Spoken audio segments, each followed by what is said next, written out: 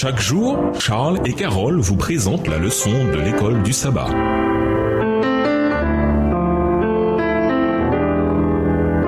Bienvenue dans votre émission. Dieu nous parle. Nous voilà à la leçon de dimanche, l'idée d'alliance. Lisons Néhémie 10, les versets 1 à 29 et rafraîchissez votre mémoire en lisant Néhémie 9, les versets 36 à 38. Qui faisait cette alliance et pourquoi la concluait-il? Néhémie 10 et versets 1 à 29. Voici ceux qui apposèrent leur sceau. Néhémie le gouverneur, fils de Hakalia, Sédécias, Séracha, Azaria, Jérémie, Pashur, Amaria, Malkija, Atouch, Shebania, Maluk, Harim, Mérémoth, Abdias, Daniel, Kénéton, Baruch, Meshulam, Abidja, Meshalum, Abidja, Benjamin, Maazia, Bilgaï, Shemaïja, sacrificateur. Lévite, Josué, fils d'Azania, Bignou, des fils de Enad, Kadmiel et leurs frères, Shebania, Odija, Kelita, Pelaja, Anan, Miché, Rehob, Ashkadja, Zakur, Shérébia, Shebania, Odija, Bani, Beninou. Verset 14, les chefs du peuple qui signèrent furent Paréosh, Paad, Moab,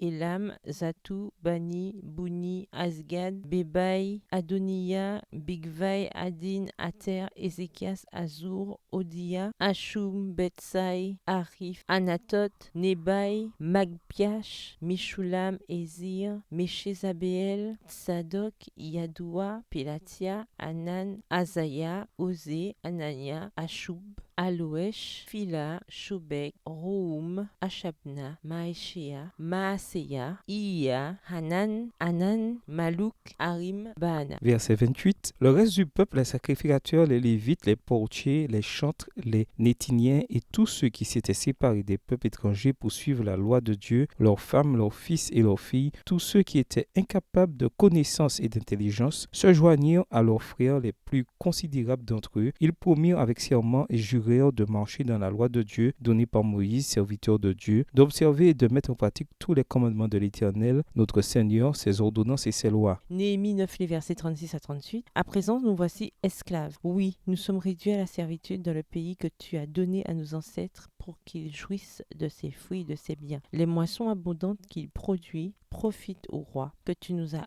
imposé à cause de nos fautes. Ils disposent à leur gré de notre corps et de nos troupeaux et nous voilà plongés dans une profonde détresse. Bien que seuls les chefs signèrent le document, le texte fait remarquer avec insistance que le reste du peuple s'engagèrent par serment, sous peine de malédiction à suivre la loi de Dieu. Néhémie 10, versets 29 et 30. Qu'y avait-il de si remarquable à propos de cette alliance pour que tous désirent conclure un accord avec Dieu? Pour répondre à cette question, nous devons revenir au tout début et comprendre l'idée biblique d'alliance. L'alliance était importante car elle faisait partie de l'histoire des interactions de Dieu avec l'humanité pécheresse et elle démontrait le désir de Dieu d'entrer en relation avec les gens. Elle permettait également au peuple de démontrer son désir de se consacrer à Dieu. Le récit biblique de la création dans Genèse 1 et 2 révèle non seulement la création des premiers humains, mais la relation qui existait entre eux et Dieu, et également la relation qui les unissait l'un à l'autre. Cependant, le péché a fait irruption et a brisé toutes ces relations. Le péché est l'antithèse de la création, car il apporte la décréation, la mort à la place. La généalogie d'Adam finit par se diviser avec Caïn qui choisit le mal, Genèse 4, les versets 8 à 19, et Seth qui accepte Dieu, Genèse 5, les versets 3 à 24. La généalogie de Caïn aboutit à la naissance de Lémec, Genèse 4, les versets 17 à 19, le septième depuis Adam qui introduit la polygamie. La violence et la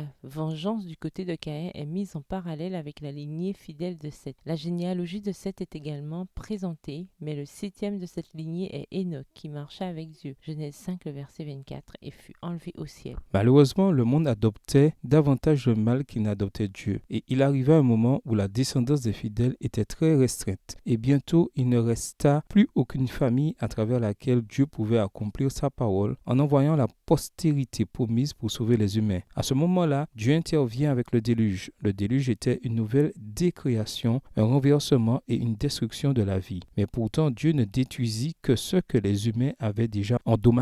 Genèse 6 et versets 11 à 13. Quelle est votre expérience à la réalité de la puissance destructrice du péché? Quelle est la seule puissance capable de contrer le péché et comment en profitons-nous? Au revoir. Et à demain si Dieu veut. Dieu nous parle. Chaque jour, Charles et Carole vous présentent la leçon de l'école du sabbat.